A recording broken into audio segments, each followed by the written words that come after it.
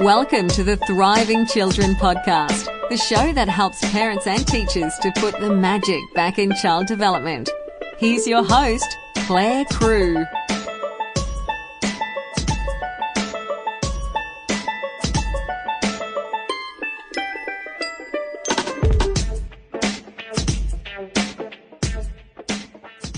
This is episode 114 of the Thriving Children podcast, and I'm Clare Crew. In today's episode, I'm chatting with writer and recovering teacher Gabbie Stroud. Welcome to the show, Gabbie. I am thrilled to share this conversation with you. Hi, Claire. Thanks for having me today. So congratulations on recently publishing your memoir, Teacher, One Woman's Struggle to Keep the Heart in Teaching. Thank you. It's been very exciting, and I am somewhat overwhelmed at the support and the attention that the book has received, but it's been one hell of a ride. Oh, absolutely. And as would writing it have been, I'm sure, like having to recall all of those experiences, some of them positive, some of them quite frankly heartbreaking. It would be lovely to now see your book out in the world, and I think that even if sometimes it can be hard, it's getting some really much needed conversations happening. Yeah, and that's wonderful, because I think that's where change is going to begin when we start talking about these things that for a long time no one has been really talking about, not in the public sort of domain and in the media. So my book is doing its work, and I'm really happy for that. It's a book that I bought the last copy at Dimmock, so I think they've been rushing off the shelves, and I read it from cover to cover in 3 days, which is big for me because usually I'm like that with fiction. Non-fiction, not so much, but I guess yours was a perfect blend of the two. And I felt that it so beautifully captured the magic and also the heartbreak of classroom teaching. And so while I was reading, I was simultaneously, I guess, nostalgically yearning for those days when I was teaching in the classroom, but also rejoicing in the fact that that chapter of my life has closed. It was a really interesting dynamic for me. Yeah, it was. I had similar experiences as I was writing it because there had been some beautiful and precious moments for me in the classroom and in my relationships that I had shared with students over the years. So reminiscing over those, reliving them, and really walking through them again was both a joy, and also it did bring a lot of heartache. There were plenty of days where I was literally weeping while I was writing because, I do feel sad that I've left the classroom and that those really special moments, they are behind me now. So I'd love just to read a little slither, if that's okay, if that's not too weird for you.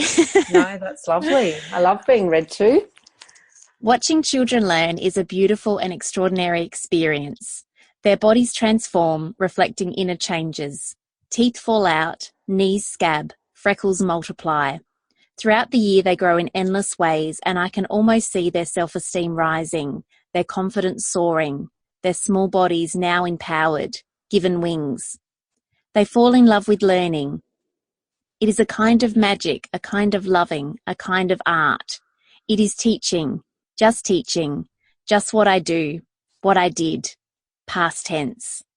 So for those people that don't know your story, Gabbie, I'd love for you to explain some of the factors that led to you deciding to leave teaching. Wow, that's really beautiful hearing my words back at me. Thank you for sharing that. Like most teachers, I went into teaching wide-eyed and enthusiastic and filled with ideals and hope and a vision of what it would be like to be a classroom teacher. And for many years I worked in that role and had my wide eyes widened even further as I quickly discovered the realities of what it means to be a classroom teacher. And I encountered various behaviours, and I came to really understand that not every child has had my childhood, and that not every school is led by good leaders, and that schools and school policies are influenced by extraneous external factors. And over time, these various factors came to really impact on me as a teacher, and it really challenged those ideals and those values and those principles that I had come to the teaching profession with. So most notably, I started to feel it in the last, I would probably have to say, the last 7 or 8 years of my teaching career. And in that time, a few things seemed to happen all at once. So the first is that I gave birth to my first child, my daughter Olivia. And so suddenly I had a child in my arms, and I was really invested then in a new and unique way in this idea of education and what it means to teach a child and what school would mean for my beautiful, precious little bundle. And also at that time, it was 2008, some changes happened in education, which were that NAPLAN had become this high-stakes test, and it was also then linked to the My School website. And for me, this gave me a very uncomfortable feeling, because many years earlier I'd been teaching in England, and they were dominated by high stakes testing, and I had seen firsthand the impact that had on the learners in the classroom and the way that teachers could teach. So I was teaching at this time in this sort of changing landscape and environment. And at first I thought, this is okay, you know, and A to E reporting sort of became more of a thing, and we were having to formulate rubrics for these, you know, little year 1 classes and assess them against these rubrics. And anyway, I sort of was muddling along, and then more and more seemed to come, you know, the standardization of the curriculum, and this was rolled out across our school. And, you know, it was just a few days, or not even days, a few staff meetings of in-services where we bumbled our way through a new website. And, you know, I really started to question, you know, this is a standardized national curriculum, and yet the states still govern it. And, you know, I still have to turn it into individual programs, and it's still cumbersome and time consuming, and it doesn't value my autonomy as a teacher. Then some more testing crept in, you know, testing for students on arrival in kindergarten, and, you know, more and more things were coming my way, and I really was feeling a great discomfort in the work that I was being asked to do. And in my last year of teaching, the thing that really got me were these things that were called professional teaching standards. And I just sort of found myself going from task to task that was not related to teaching at all. You know, I was formulating assessment tasks, and I was planning when I would do my next standardized test, and I was struggling to find time to input the data. And I was then sort of thinking about, well, how will I fit in all this documentation that I need to do to show that I'm accountable and can meet the professional teaching standards? And I just suddenly realized I wasn't teaching anymore. I wasn't doing the work that I felt that I'd been called to do in the classroom. And I had this feeling that I just really wished the kids would stay home so that I could get all the work done. And when you feel that as a teacher, you just know that something is amiss. And when I was at home, I would be constantly worrying, and that's not new for teachers. Teachers worry about the kids they teach, and teachers worry about, you know, different issues within their school community. But I found myself worrying, how was I ever going to get it all done? And what effect was it having on the kids in my class? And by this stage, my beautiful little Olivia was in my kindergarten class. And, you know, I really had what I have described as a moral and an ethical conflict about the work I was being asked to do, and the hoops that I was being made to jump through, and the hoops that I was to present for these, you know, young children who were just learning to hopefully fall in love with learning and fall in love with school. So that was sort of it for me. It was a slow decline over many years, but it was very powerful. It was almost like, you know, a layering effect of all these different things. And one at a time as they were coming in, it felt okay. I could justify it. But over time, the build-up was just too much, and I just found that I just could not do it anymore. And what you've described there, Gabbie, honestly, there's so much clarity in the way that you described it, but I think that is what a lot of current teachers are feeling as well. They are needing to do things at a staff level or at the level that they're engaging with the children, things that just add to their workload. But more than that, it's things that compromise their beliefs about teaching and learning, which is usually why we're there in the first place. We're called to the profession because we want to create positive change for students. And when it looks like that's no longer possible, either because of what's been brought down from the top, or just because our tank is constantly running dry, that's where I think some people like you and I are consciously choosing to leave, and others perhaps are just no longer the educators, the brilliant, beautiful educators that they once were. Absolutely, Claire. And I have done so much thinking about this, not just when I wrote the book, but since I've written the book, and hearing so many teachers reach out. And I think because in my story, I've really explained the vulnerability and the conflict that I felt in this situation, and it's somehow empowered other teachers to share their stories in a very profound and deeply personal way. And I am hearing that lots and lots of teachers feel this way, that they're just clinging to the feeling that they once had for teaching, or the longing that they have to return to that teaching that they were once able to do.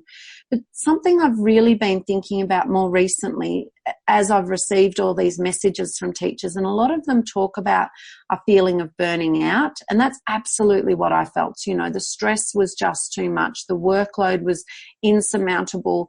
The conflict I felt within myself I was not able to reconcile that.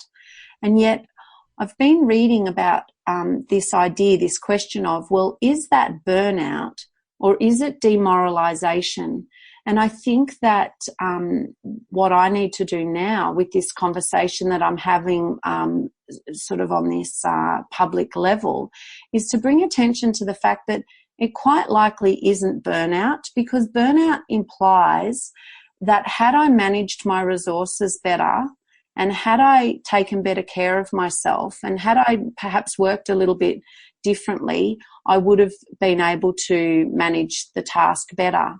And I don't think that this is actually true, because I did manage my workload, and I was organised, and I did fulfil all the required tasks. But what caused this conflict for me was this demoralisation, which is that I knew what the right course of action was for all of the learners in my classroom.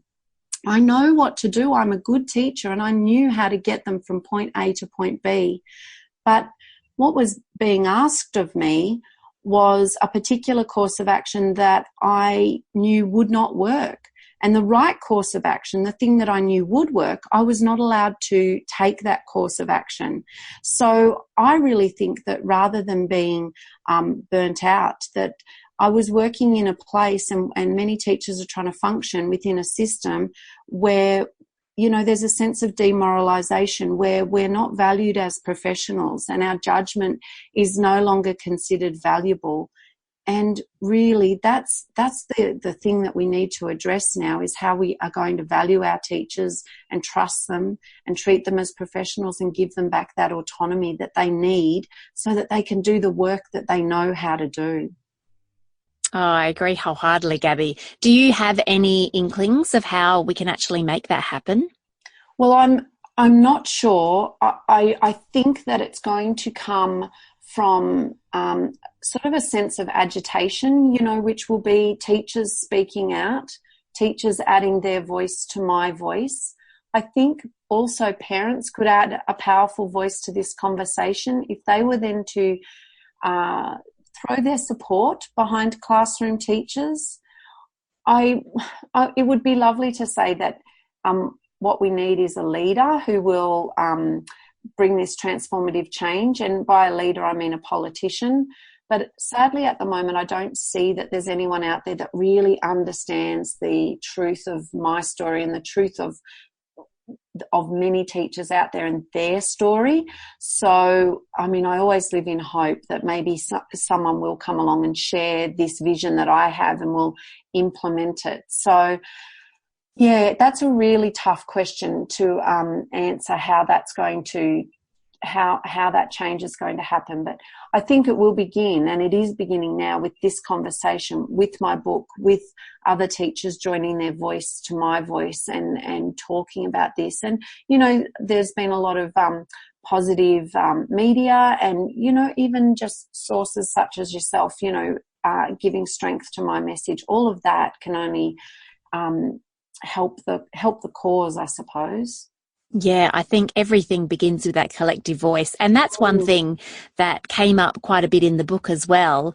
I really admired your ability to speak up at staff meetings when some of these changes were coming in, and you were questioning how valid they were for staff well-being and also for the learning and well-being of students. And for me, that's something that I don't feel that I ever really did, partly because I used to really struggle in speaking up in front of others, which is quite ironic now. But also because I was always a contract teacher, and as contract teachers, you know, you really need to fit into the best of your ability in order to have a home the next term or the next year. Absolutely. And so how important do you see the role of speaking up, even just in those staff meetings each week, is? Oh, look, there's so much to that, isn't there, Claire? And for all those casual contract teachers that might be listening to this, I just send you a huge hug, because they are just in a rock and a hard place, you know, and the hoops that they just have to jump through again and again, you know, just to secure that contract. That really breaks my heart. And this is all part of the conversation we need to have, you know, because when we keep teachers dangling on a thread like that, we're not valuing what they bring. You know, when we keep them wondering, next year, am I going to be able to pay my mortgage? It's just not good enough. We need to value them and give them job security. So that's one little rant that I would take. Look, honestly, I feel like, do you remember that fairy tale called The Emperor's New Clothes? And in that story, the emperor's, you know, wearing his fashionable new clothes, but they're made from invisible silks, and, you know, he's strolling around naked, and everyone just buys into it and says, oh, yes, you look fabulous, Emperor. And the story ends with, you know, a little child in the crowd sort of pointing and saying, he's got no clothes on. That's very much what I feel like. I feel like the person who is just calling it, and I'm standing there saying, what we're doing now in education doesn't work. You can couch it whatever way you want, politicians, but I'm here to tell you this is not working. And the irony of it is that all the data they insist on collecting is mounting against them to attest to the fact that it's not working. So, you know, I find it, you know, if it wasn't so heartbreakingly wretched, it would be highly amusing. I think that speaking up in staff meetings is, look, it's so vulnerable. It's, you know, you are so vulnerable when you do that. And the thing I used to find was that I would be the one who would say it, and then out in the car park, everyone would say, oh, I was right behind you, Gab. And part of me would think, no, you weren't, because you didn't say anything. You just sat there and listened. But look, it's also interesting because in staff meeting I was sort of known as a bit of a troublemaker, and I was considered outspoken. And now that I've taken that voice to the public domain, I'm considered an advocate for education, you know. So it's all just how we reframe these things, isn't it, and what you want to call it. But I really think, and even now when I'm sometimes terrified and I'm asked to speak on television about something or whatever, and I get incredibly nervous and I worry so much, what I think about when I go to speak are those children in my classroom. I think about a little boy who I was testing on the very last day of my teaching career, and how nervous and anxious he was being presented with this test. And I hold him in my heart as I speak, because I am speaking on behalf of him and the children that come after him and the children that are in the system at the moment. And I think of myself on that day as a teacher who is an excellent teacher and was sitting there just feeling like a failure. I speak on behalf of those teachers that are in that experience. And I think when we speak from a place of truth and a place of love, then our message is more likely to be heard and understood. I think the danger in staff meeting, you don't want to come across as one of the harpies, the teacher who's forever whinging about the workload. I think, if you do it sensitively and with a sense of truth and just be curious, like a little learner, and genuinely ask, I'm sorry, why do we have to do this? And what research supports this? And for how long will we have to do this? And how will we know that it's working? And is it compulsory? Those kind of questions asked well can, spark a good discussion around the staff room table, or if not, out in the car park afterwards. Yeah, I love those questions. And I think you're right there. Sometimes it is the right forum at staff meetings. Sometimes it's not. But I think at least if every teacher has other teachers surrounding them, whether it's at their school or maybe perhaps even at a different school, that they can have these conversations with so that they don't feel so isolated and so alone, and they can still contribute toward that collective voice of people who are unhappy, people who want to see change in the right direction. Yes, absolutely. And I think that's what a lot of teachers need at the moment. We need to know that we're supporting one another. It's a very funny climate out there in education at the moment because, and this is one of the things that I really rage against with the professional teaching standards, is because what's coming is something that, or what those standards do potentially is break the very collegial work environment that teachers need in order to perform really well. And so I think then that, speaking out at staff meeting or questioning things or, objecting to a workload that's not manageable, then sort of raises eyebrows and causes people to think, well, are you really a highly accomplished teacher if you can't manage that? I don't like that. That's not how good teaching happens, and it's not the right relationship that should be going on in a professional learning community, which is really what teachers are. So I think, there are things like that are in place at the moment that almost have teachers pitting against one another, and we need to rage against that. We need to remain a collegiate working environment. We need to recognise ourselves as a community of teachers and learners that are all striving toward the same one goal. And I think in doing so, then we can support one another as teachers. If we're still not afraid to have those conversations and say, yeah, this is hard and I support you, and here I've got this resource, it might help, and how are you going with that student? I had them last year and it was tough. They're the conversations that lift each other up and support each other, and that's what's needed. Not all this rank and accountability and where's your paperwork to show that you're proficient. None of that moves us forward. It's all about relationships, isn't it? And in teaching, it's all about relationships with the students, but relationships with each other, Absolutely. With our colleagues as well. Yep, yeah, with parents, with management, with the community. It's both as simple as that and as difficult as that, because anyone who's been involved in a relationship, relationships take an investment, they take work, they take time, they need to be managed, so there's all of that.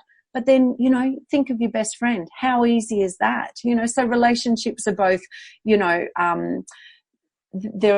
fraught, but they can be our strongest foundation. So I think that's where the investment of time and energy needs to go. Absolutely.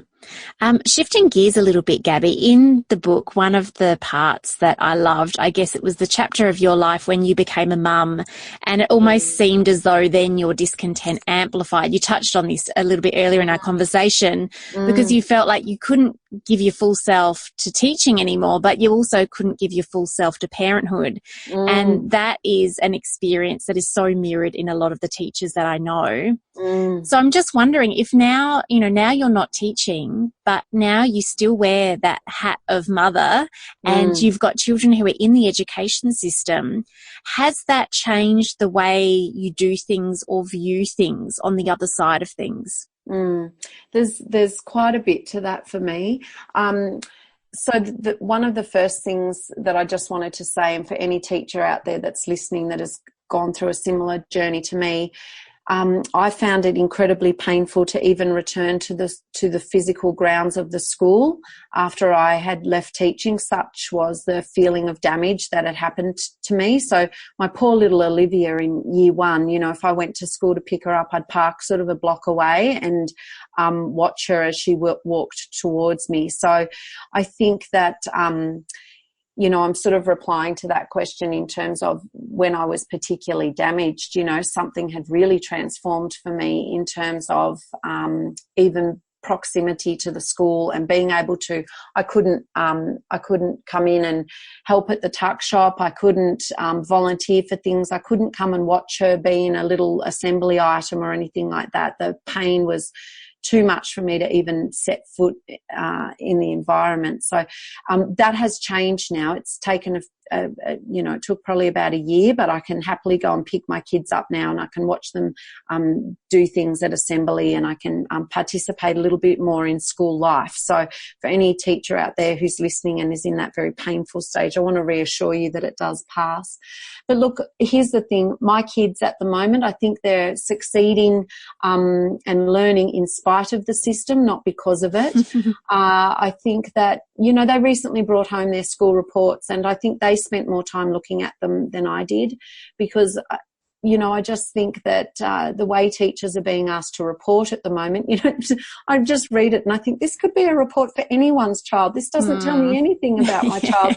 And yet I know with a heartbreaking clarity just how much time the teachers have spent preparing those reports and making sure that they address the outcomes and that they were, you know, that they've written them in such a politically correct way that no one can sue them, and all of this sort of, you know, stuff. And I just look at the report and think, oh, well, that didn't really tell me anything. I do find that I check in on my kids' learning in a very particular way. You know, I'm sort of asking them questions about, you know, have you been learning about this yet or that yet? You know, and it's because I know the syllabus and I know where, you know, where they should be at and sort of things that they should be doing. Look,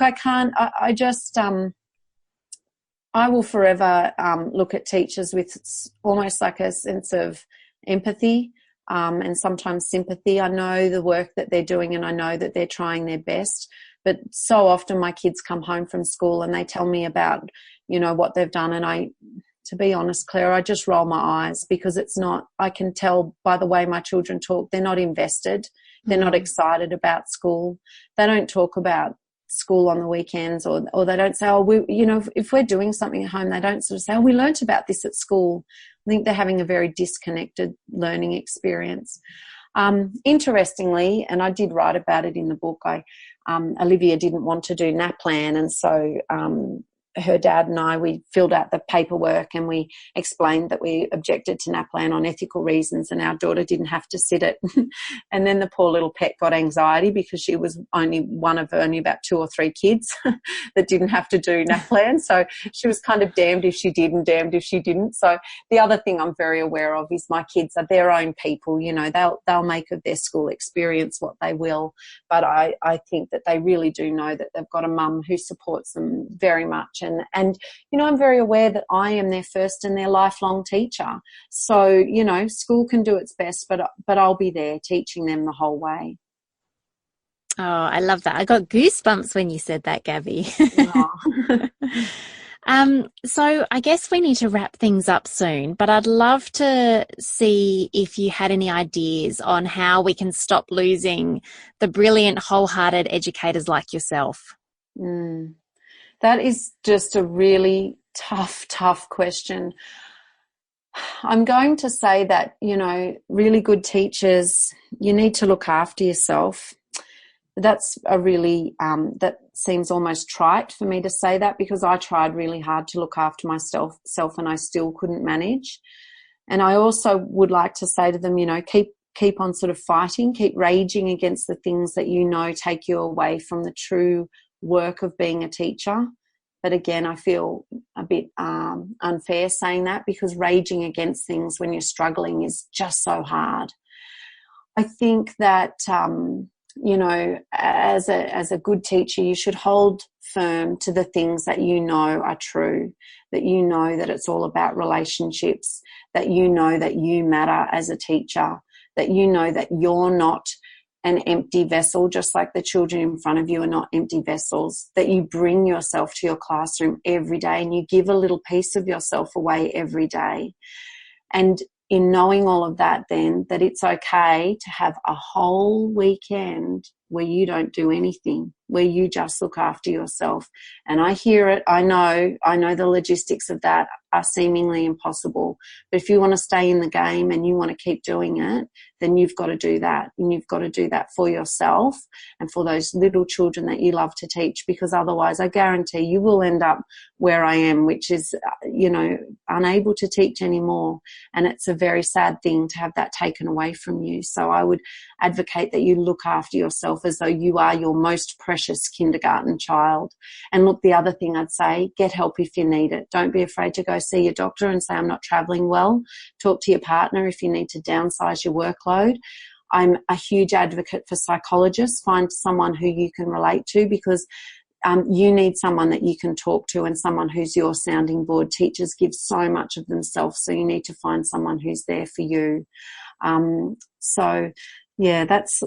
feel really conflicted giving that answer because it's such a hard one, but that's the best I can come up with. No, I think that was a very practical answer, Gabbie, and very heartfelt. I think that was almost a little bit of a cheerleader spiel at the end, I think. Yeah, yes, it absolutely is, and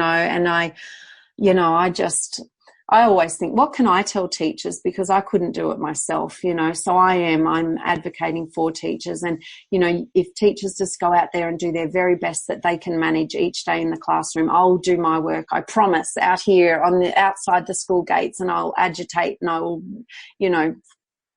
really put the wind up those politicians and get people talking and thinking about this profession that we love so dearly. And it's really my belief that things happen for a reason. And so even though it sounds like it's been a really traumatic experience, or certainly was in the past, if you hadn't had that experience, Gabbie, you wouldn't be initiating all of these conversations now. We do need some people who are safely outside of the system to be able to have that louder voice without there being the negative ramifications of that. Yes, absolutely. And someone said to me recently, a good friend, she said, Gabbie, you've been called, you've been called out of the kindergarten classroom to teach to a much bigger classroom. So I still consider myself a teacher, and I'm just teaching to a much broader audience these days. And I'm glad you're writing too, honestly. You just write so beautifully. Oh, thank you. That makes me feel happy. I love that. So we're now at the end of the podcast, and I'd love for you to share with us where we can find your book and where we can find you online as well. Okay, so my book can be found at all good bookstores. I'd love you to support little independent booksellers if you can, but you'll also find it at the bigger department stores as well. And it's called Teacher, One Woman's Struggle to Keep the Heart in Teaching. And you can also visit my website, which is gjstroud.com, and it desperately needs a little bit of updating, but it's on the list of things to do. You guys get it. You know what it's like. Been a bit busy. Just a tad, just a touch. Just a tad, yeah. And Gabbie's been on TV a fair amount recently promoting the book and having these wonderful conversations. So I think a bit of a Google search will find you quite easily as well, Gabbie. Oh, yeah, I'm rolling my eyes as you say that. You can't seem to escape me these days. I looked at my own Facebook feed the other day and I was about the third thing that came up, and I wasn't even looking for myself. So, yes, you've been warned, people. I'm out there. No, it's a very good thing. Thank you so much for your time, Gabbie, and for your book. It's just brilliant that these conversations are finally happening. And in truth, it's a book I would have loved to have had even at the start of my teaching career. I loved reading about your early days as a teacher and that kind of uncertainty that comes. Yeah. It was the first time I went, oh my goodness, it's like that for everyone. It's not just me. Yes, absolutely. We're all just fumbling along trying to do our best. And you know what? That's okay. It absolutely is. Okay, well, thanks again, Gabbie. That brings us to the end of this episode of the Thriving Children podcast. Until next time, be kind to yourself. Thanks for listening to the Thriving Children podcast.